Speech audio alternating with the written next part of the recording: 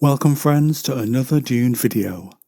Leto's bride was to be Ilesa Ecaz, to cement the relationship between those two great houses, but another house, Moritani, at the Duke's own castle on Caladan, declared a war of assassins, and the Duke's bride was killed.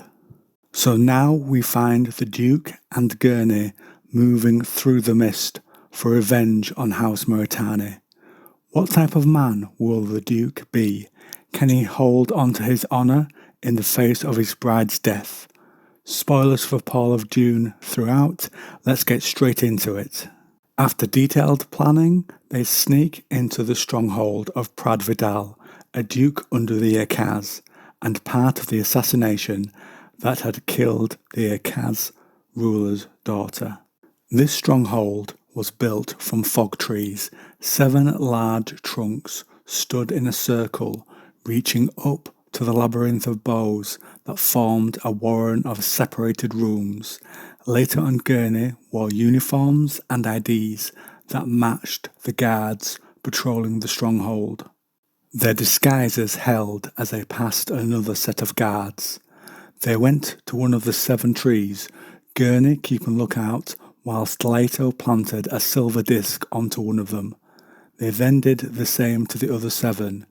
Guerney, who had been watching the other guards and how they moved, tells Leto, in 3 minutes the guards will be at their widest dispersal. I like the dynamic here, Leto doing things himself and Guerney, the faithful soldier, supporting him, guarding him. They wait, then Guerney tells Leto it's time. The discs release a discharge into the tree trunks.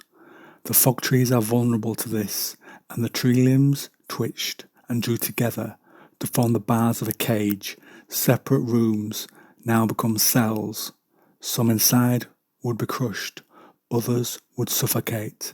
The tree limbs were as strong as plasteel cables.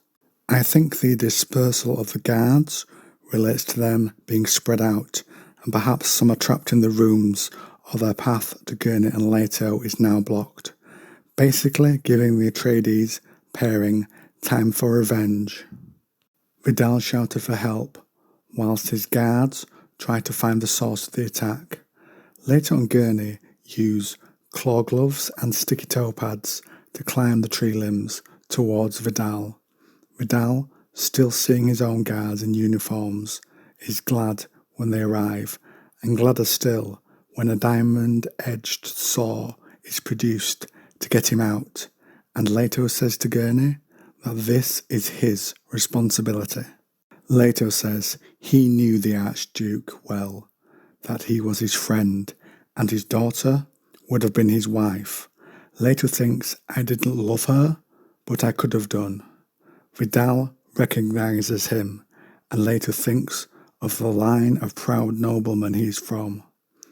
The forms must be obeyed, and even though he could cut off Vidal's arm or torture him for the loss he had brought the Duke, he says instead, by the laws of the Great Convention, the established rules of conflict amongst the Landsraad, I hereby execute you in the name of peace. Thus I end this feud on Ecaz. And without joy or satisfaction, the Duke pressed the blade release, and the cutter shot forward and removed the head of Vidal. They then removed their uniforms and show Atreides colours beneath. Guerney pushed the body to the ground below, and the Duke spoke to the guards. By the rules of the convention, I have eliminated an enemy, Ecaz, a man declared a rebel and a traitor by your rightful Archduke. We have targeted only the man responsible by the rules. If you throw down your arms and cease fighting, none of you will be held accountable. None of you will face trial.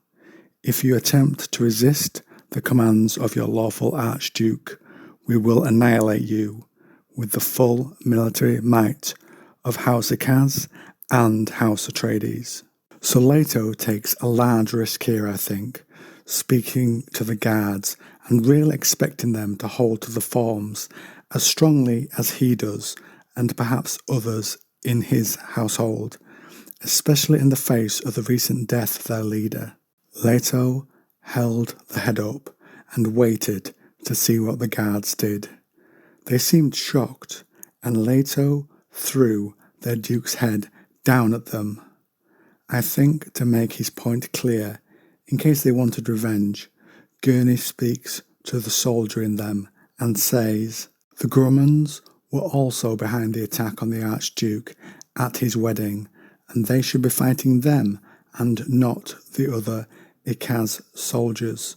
Perhaps the soldiers needed this extra push from him to make sure they did not attack.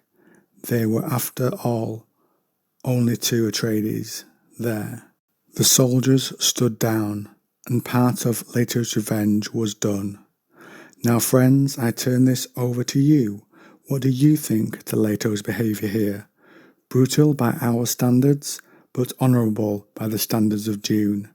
Should Leto have spared him altogether? Have you ever climbed a fog tree on the Ecaz homeworld? Comment down below.